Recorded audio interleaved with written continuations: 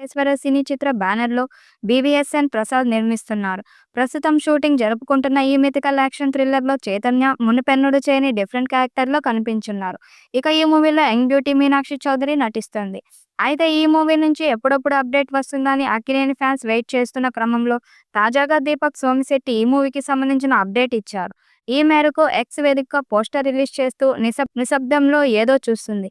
NC24 update తర్వాత రాబోతుంది. యువ సామ్రాట్ నాగచైతన్య కెరీర్‌లోనే బెస్ట్ లుక్స్ రాబోతున్నాయి అని రాసుకొచ్చాడు. ప్రస్తుతం ఈ ట్వీట్ నెట్టింట వైరల్‌గా మారింది. ఇక ఈ మూవీ షూటింగ్ రీసెంట్‌గా హైదరాబాద్‌లో ప్రారంభమైంది. ఇప్పటికే కొంత భాగాన్ని కంప్లీట్ చేసుకోగా అయితే ఇప్పుడు తాజాగా ఈ సినిమా షూటింగ్‌లో నాగచైతన్య పాల్గొంటున్నాడు. అలాగే ఈ సినిమా కోసం సరికొత్త స్టైలిష్ అండ్ ట్రెండ్ లుక్‌లోకి చైతూ మారిపోయాడట. ఈ సినిమా కూడా విరూపాక్ష రేంజ్‌లో మిస్టీరియస్ హారర్ సినిమాగా తెరకెక్కించబోతున్నాడు కార్తీక్. నాగచైతన్య కూడా ఈ సినిమాతో మరో బ్లాక్ బస్టర్ ఖాయమని గట్టిగా నమ్మకంగా ఉన్నాడు. గత కొన్నేళ్లుగా వరుస సినిమాలతో ప్రేక్షకులను నిరాశపరిచి చైతూ ఈసారి తండేల్ సినిమాతో బ్లాక్ బస్టర్ హిట్ అందుకున్నాడు.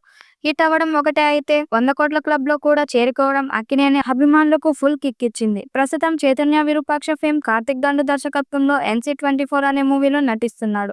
మిథికల్ యాక్షన్ థ్రిల్లర్‌లో రూపొందుతున్న ఈ చిత్రంలో చైతన్య మునుపెన్నడూ కనిపించని డిఫరెంట్ రోల్‌లో నటిస్తున్నారు.